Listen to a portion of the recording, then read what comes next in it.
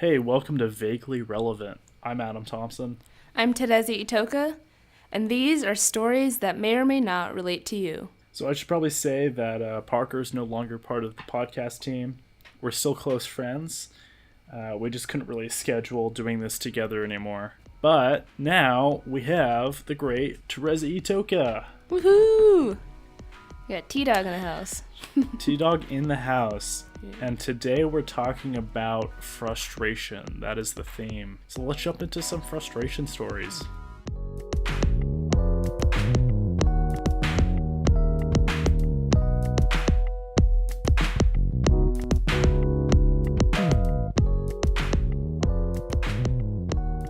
Terezi, your word is ectopia.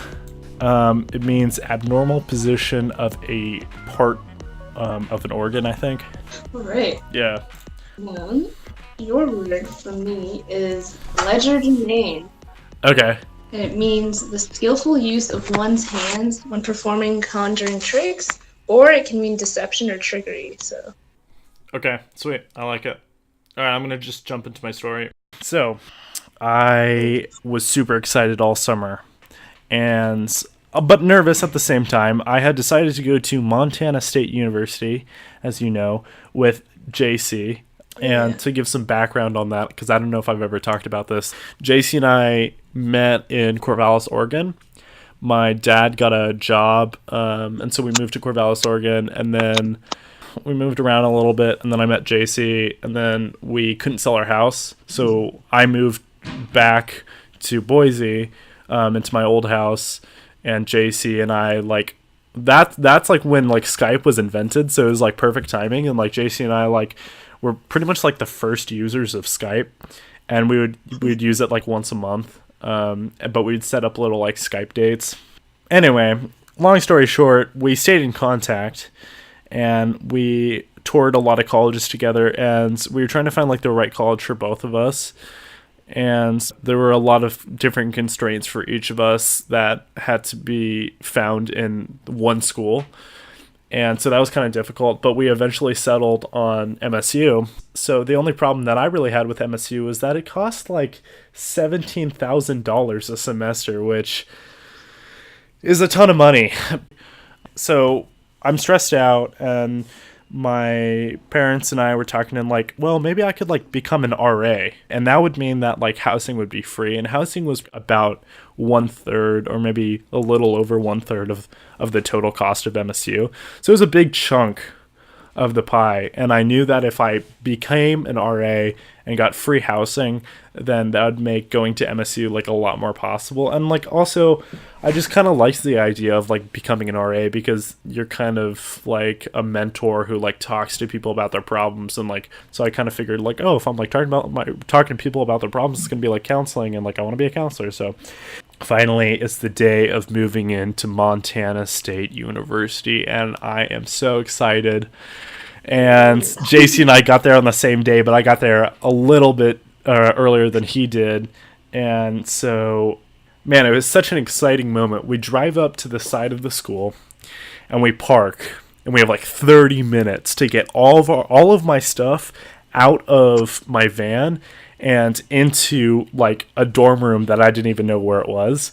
And we only had 30 minutes, of course, because like everyone has to like do this, and so they can only give you a parking spot for like 30 minutes.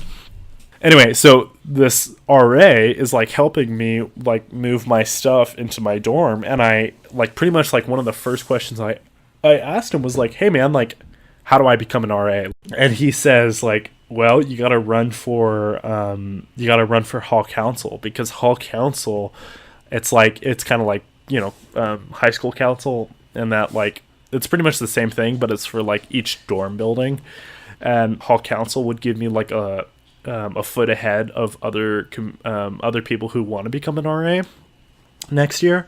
And so I'm like, okay, great. And And so anyway, he helps me move in, and then I get to know my RA on the floor, and his name was John, and he was kind of telling me that, like, yeah, I could run for hall council, and I should if I wanted to become the next RA, but there was this other thing where I could be his, like, right-hand man, which would also help my RA application. And basically, I'd just be, like, the RA helper. And I'm like, that sounds great. He told me and, like, the rest of the floor about that. And then one night, I was, like, pretty tired. I, like, had a whole bunch of classes or something. And I decided, like, oh, man, I should, like, really talk to John about becoming his, like, right-hand man. Because I know that, like, no one's talked to him about it yet. And if I, like, talk to him, like, I'm sure he'll just give it to me. And that'll be a really good status for, like, helping my application for becoming an RA. And so then I'm like, yeah, I'm, like, super tired. And so I'm like, whatever, I'll just, like, talk to him in the morning. And the next morning I go and talk to him, and John's like, dude, I would have given it to you, but someone came to me last night and asked to be my right-hand man, and I had to give it to him. So I was like, are you kidding me? Like, that was, like... That would have been a really good foot in the door for becoming an RA next year. So I'm kind of frustrated, but I'm like, whatever. And then John and I hang out all the time, and I'm like, hey man, like, I got to become, like, hall council member so that I have another foot in the door for becoming the RA. And so he's like, yeah, that sounds good. He, like, kind of shows me how to, like, sign up. He, like, reviews my application. He's super helpful. And then he's like, yeah, dude, you should just, like, campaign a little bit, you know, like, tell people that you're running and, like, put up posters about, like, your campaign. And I'm like, okay, that's a good idea. So I wanted to go, like, super surreal, and I put up these posters, and it would just be like, it would be like one word, and then at the bottom it would say, like, vote for Adam Thompson for I think I chose member at large to run for, and I mostly chose that one because, like, it kind of, honestly, it kind of seemed easy, and also, like, member at large is, like, the funniest name ever. Yeah. And so I put up these posters, and yeah, so it would just be like me, like, high-fiving someone, and then it would say, like, offices, and that's it. Yeah. And so I posted what? They were pretty surreal. Yeah, yeah. But I figured, like, if I'm gonna campaign, I'm gonna do it the Adam way. So then I was, like, waiting for the election to start, and, like, or, you know, this is, like, several days before the election, and I was, like, walking upstairs to my dorm, and I see that, like, someone I put a poster in the stairwell, and, like, someone, like, tore it down. They were, like, vandalizing my posters. How dare they? Yeah, but I was, like, kind of honored, honestly, because I was like, wow, someone was so affected by my surreal poster that they tore it down. And I, like, probably should have been pissed off, but, like, someone read my poster and hated it so much that they had to destroy it. I was like, this is so cool. Anyway, it was at that point that I was like, yeah, like, people are probably seeing these, because I posted, like, 30 posters everywhere around my dorm hall. Then I'm, like, telling everyone that I knew in South Hedges to, like, vote for me. Like, hey, man, like, if you want a cool member at large, vote for Adam Thompson. I don't know what I'm going to do, but vote for Adam Thompson. And then the day of the election, I go to the voting center and I watch, like, JC vote for me. And he told me that there was, like, a lot of positions open for member at large. Like, I thought that it was only, like, one member at large, but apparently it was, like, 4 or 5. And so I'm like, man, I have this in the bag. Like, I campaigned and I told people to go to vote for me. And, like, even if only a few people vote for me, like, there's 5 positions open. So I'm, like, bound to get it, right? And sure, I was a little, like, let down from, like, the whole John incident of, like, not becoming his right-hand man. But I was like, this is in the bag. I'm so easily going to become the member at large. Adam anxiously awaited for the results of the election. After 3 days of waiting, his residence director finally called him. And he tells me, Adam, unfortunately, you did not get the position. And I was like, how's that even possible? No one else like campaigned. I didn't see any other, like, I saw posters for, like, I saw like presidential ones, I saw treasurer ones, but like I didn't see anyone running or campaigning for member at large. So at this point I kind of had an aha moment. I was like, shoot, I'm not going to be the member at large, and I'm not John's right hand man. So I was kind of freaking out because I was starting to realize that I wouldn't have enough previous experience through the school to put on my application to become an RA for next year. And I'm starting to realize, like, shoot, well, like, if I can't become an RA next year, then I can't go to MSU anymore because it's going to cost me so much. Then, like, it's just like a Thursday afternoon or something. I'm like trying to get work done, and then all of a sudden, like, John knocks on our door and he's like, hey, I gotta like check your smoke detector. I'm like, what the hell? Like, why?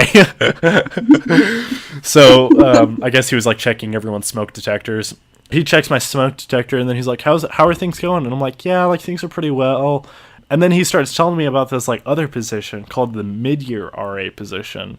And I was like, dude, like, I didn't know about this. And he's like, yeah, you can become RA halfway through the year, so like next semester. And I'm like, well, this is so great, because if I applied for that, I would save even more money. I would save a semester worth of housing. And he also said that like no one applies for it, and if you became a mid-year RA, then your chances of becoming a full year RA next year are like really, really high, because they already know like if you're a good RA or not. So I'm like, okay, well, this is sick. And so I like work with him over several weeks to like get the perfect application. Mm-hmm. Okay. And like we review it like a million times, and it's like this fire application, and I send it in early. And after sending in my application, I just waited. Days go by, and I'm kind of like, all right, well, I haven't heard anything from anyone yet, so that's kind of weird. I wait like another week, and I say, John, buddy, no one's contacted me yet, and I'm getting nervous. And then he says, like, yeah, like everyone that I've talked to has been interviewed except for you. And I'm like, what the heck?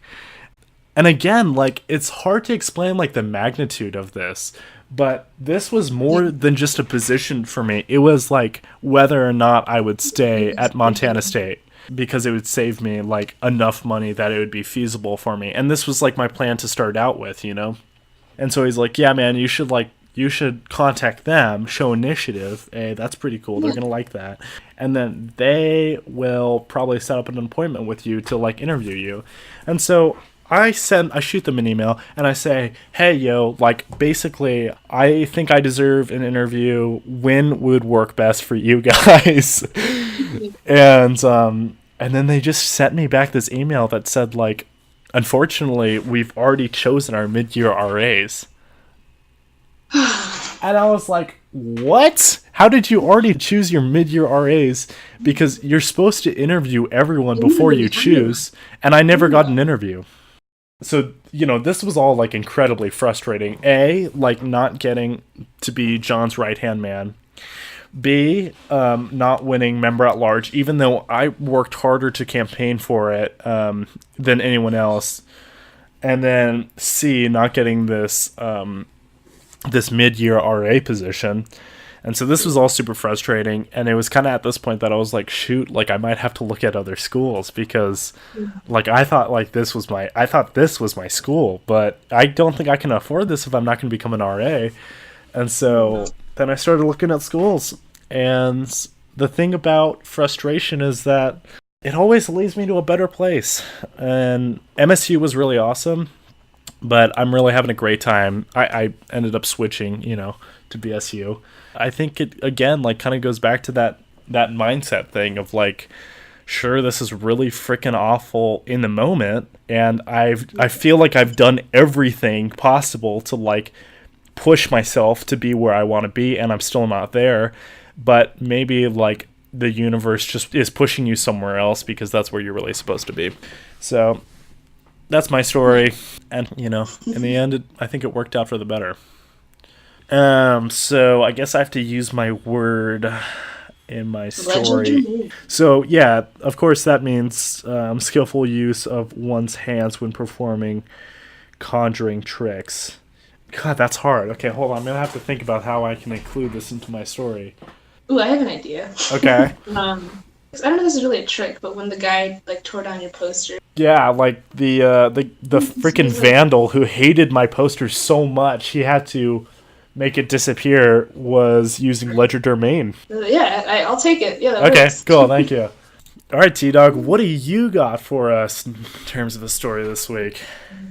Ooh, frustration. Oh. I honestly have a lot of things that I'm frustrated about, but when I think about like all of those together, the big reason for my frustration is just where I'm at for college and moving across the country and it not being what I really thought it was going to be at all. Actually, Right. I was honestly really surprised. Terezi's story of frustration is about a lot of problems that she's had to deal with in the last several months. One of the most prominent being about her ears. How old were you when you started having this problem? I remember being like 5 in like kindergarten and then having to go to like an appointment. Like I like vividly remember where like the appointment place was, but then I just remember like the ear infection and stuff. And ever since then, I like just grew up always having one ear infection after the other, and then I was always sick, and I was always a kid that my mom would like bundle up in a bunch of coats and stuff because like we thought like if like I wasn't cold, I wouldn't get sick and stuff. Right, right. It's just like my immune system gets weaker when it's cold and stuff. Yeah. Do you know if it was actually that you were getting sick so much that caused the ear infections, or were the ear infections caused by something else? I mean, to this day, there's still not a pinpointing factor in like what's the cause of ear infections for me. Is it possible it's that milk thing? Right? Oh yeah. One thing that I learned from Adam was that dairy can cause ear infections, and I did not know this. Yeah. So okay. To set this up, Terezi and I went to what was it, Dairy Queen? Or Wendy's, yeah. So we go to a Wendy's, and Terezi's telling me about how she used to get like a ton of ear infections, and she still kind of does. And then I was like, well, I know that my sister like had ear infections all the time because of dairy. I'm like, wow, we're having ice cream. And then Terezi's like, oh wait, like dairy can like give you ear infections. I'm like, that's not your fault for not knowing, because like your doctor never told you, right? Like never even once mentioned it. Like I remember I was just mind blown when you said that. Like, look, I texted my whole family. But did any of you guys know this? And no one just told me. No one in my family knew. Really? Yeah, and I like looked it up on Google. And, like told everyone like research this. Like figure it. Like really like look at it. Like look at the connection between it. And we're like, yeah, there is a connection. And I was really surprised. Okay, so to back up a little bit, you had ear infections a lot as a kid, and then what did that ultimately cause? Because when you do have ear infections a lot, like one of the solutions is to get tympanostomy tubes at the surgery. Definitely my parents were like a little hesitant on it, but we agreed to the first one, and like the tubes like they're placed like in your ears, and they stay in your ears to like stop like the different fluid that's like causing the ear infections in my ears. Okay. And they stay in for like 2 years, and they fall out like all on their own. But you have to go like different checkups, like check up on hearing. So at age 10, Terezi had her first surgery, and like the doctor promised, the problem was fixed. So I didn't have ear infections, which was the goal of the tubes. Like it was like a 1 to 2 year period. I didn't have ear infections, so they were effective in that sense. But then I started to get ear infections again after like the 2 year period, like after they had fallen out. And so they're like, oh, let's do it again. And that was already a hard year because like I went to a different school from all my friends, and then I had a surgery, and I was just like, oh, yay. Yeah. Yeah, then I had that surgery, and yeah, the ear infections stopped again for like the 2 years that they were in. And then after that, this time when they fell out, they left holes. And your eardrum is where you like that's in your middle ear, and that's how you hear. And so like when there's a hole in it, that like the sound can't like bounce back and stuff. And so that started leading to me having bad hearing. And before I'd had the surgeries, I had never struggled with not being able to hear well. Like I vaguely remember that. Like there was never a point in my life where I was like struggling to hear until it was after the surgeries when it started becoming an issue. And then, like, the time that they had fallen out, I was now in 10th grade. And so this was also a new year, at me starting at a new school. Every single time I had a surgery, I've always Wow. been, like, starting a new school. So it's always been, like, another difficult. This time, the surgery was to, like, repair the holes in the eardrum. So it was more, like, it was a more critical surgery and would take longer than the other ones. And it was, like, there were more risks to it. It's called a tympanoplasty surgery. And my surgeon was going to go in and like repair the holes in the eardrum. Well, actually, just on one side because you can't do both. For this surgery, you can't do both ears at the same time, just Why? because of how long it takes to recover and like the different Uh, pain okay. and that. And yeah, and you need one side to lay down on, Uh, and so you can just have both done at the same time. So okay.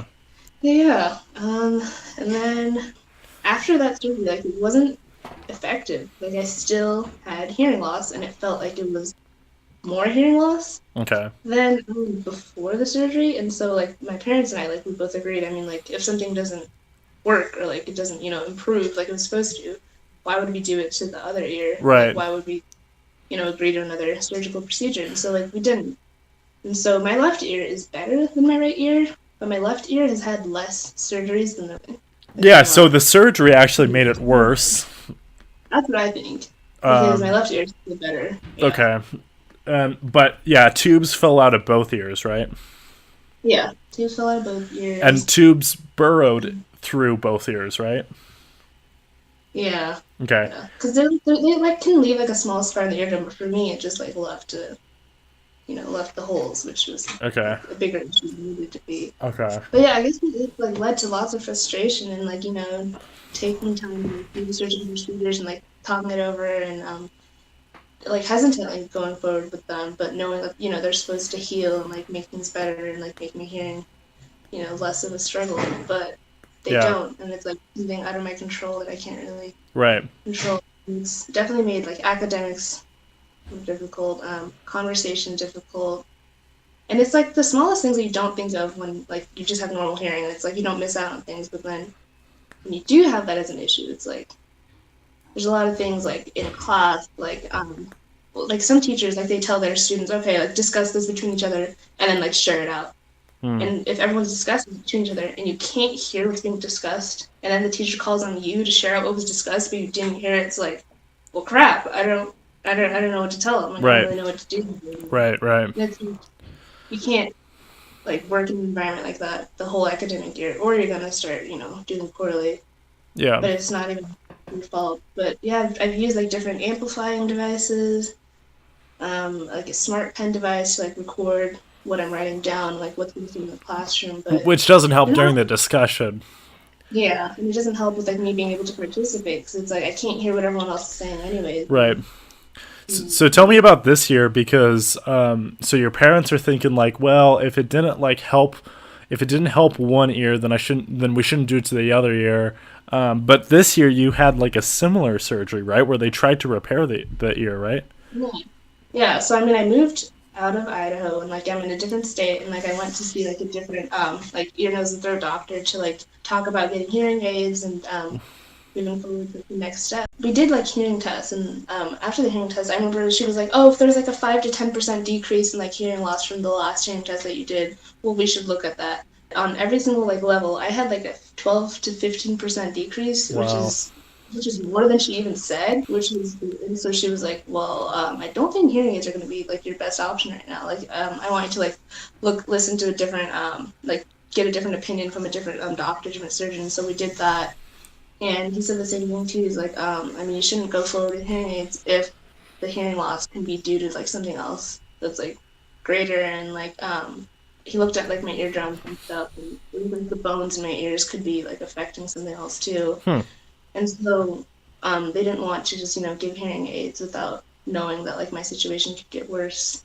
Are you kind of telling me that it was like kind of like a ticking time bomb and that like your bones in your ears were going to like continue to grow and like possibly make it worse if you didn't get the procedure?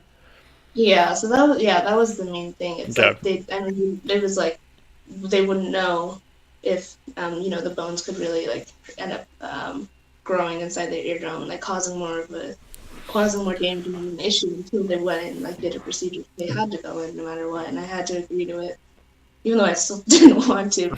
Bringing help and just to make sure that things were okay, we had to go ahead and do it. And I mean, he said the procedure like went pretty well, and like my ears are healing, but I'm still in the same boat where the hearing doesn't seem like it's improved. We've been checking up on it like since that surgery, but I have an appointment coming up soon, to like check and see if like the hearing is improving. Doesn't feel like it, so.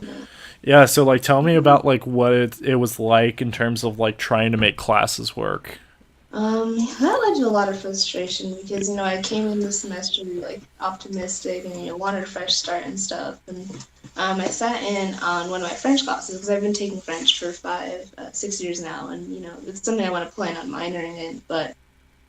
I remember getting into that class and he like started speaking all in French, which normally isn't an issue because I mean I'm like used to that and like I like speaking French too, but I couldn't hear him very well, and he just like spoke like he like spoke really fast and just like kept going on a tangent, and then it's like I didn't hear what you said early on, so I don't know what you're talking about like right now. Yeah. And like I can't like figure out what you're what you're asking us and like what he's talking about now, and then the professor told us like discuss. Like asked a question and told us to discuss with our peers, and I think we were in a group of like 5 people. I couldn't hear a single one of them, and I was crap. Like first of all, like normally when you can't hear someone, it's like your first language or like a language that you know to like strain your ears to hear it, or like you can figure out bits and pieces. Right. When it's like another language, it's like you're trying to like strain your ears to hear it, but it's also like your brain doesn't think in that language first. It's like picking things up, but it's not picking things up as fast as you need it to. And you probably can't read lips in French, or maybe you can, but like not to the same extent as English. Yeah, it's definitely harder because I mean mouths move differently depending on the language. Right. Like you can tell, but yeah. So that was really hard. And what was it like having to like explain to the peers in your group to be like, yeah, like I can't hear you. Yeah. Well, I mean, I just kind of explained to them like to like speak a little louder and like what's the phrase that I always say? Parlez plus fort, like that speaks like that means like can you speak like stronger, speak louder. Okay. Which is and I mean some people like do, but then a lot of people forget too, where they just like go back to the whisper, like I can't hear them, and it's like I feel bad because I don't want like if someone's like soft spoken, like I don't want to like force them to speak louder, just for my sake. But it's like for me to also learn and to do well academically, I need to be able to hear you guys because like. They'll call on, like, the professor would call on us and then be like, okay, like, share out what you guys said. And, like, called on me, I really don't know. And it was a tough situation for me. I mean, like, I kind of figured out, like, what was being talked about, but then he, like, asked another question that I honestly didn't know the answer. And I've never really felt that way in a class before, Yeah. And so, yeah, I switched out of that class and, like, looked around for different classes to join and, like, had to, like, research what was still open because this is, like, after semester started, so there's not a lot open. And Yeah. Yeah, ultimately had to make the decision to postpone doing French in a classroom setting for the time being, and I'm just going to take it online and, do it one-on-one so it doesn't, jeopardize my, like, whole future with the language. Yeah, that's definitely something that was frustrating, but I'm learning to, use what other resources I can to kind of navigate. I've gone to the point, like, I used to be mildly hearing impaired, and now I'm moderately hearing impaired. So it just continues to decrease, which is... And it's hard to know what rate it's decreasing at, which makes it hard to, decide what to do to, fix the situation. Yeah, that part. Man, dude, that's gotta be so hard. I can't even believe how much you've gone through. Oh, shoot. I had an idea of how to use the word. Was it ectopia? Ectopia. Yeah. I was going to use the word ectopia in the sense that it means like a displacement of an organ or a part. And, like, the displacement of the bones in my ear. Nice. Is that the end of the story? I mean, the story does not end because I'm still dealing with, the issues of being impaired. And, I have an appointment on Tuesday to, like, have my hearing test and figure out, see where things are at, and then see how to move forward with that. And it doesn't end because the medical bills have started coming in. Dang, dude. With surgery, you have to pay, the anesthesia place, you have to pay the surgeon, and then you have to pay for, like, the surgical procedure. So it's like you're doing, like, 3 different bills and then just trying to figure that out as a broke college student and, something I didn't really expect, so. Yeah. That totally makes Yes, sense. That's a lot to have to deal with.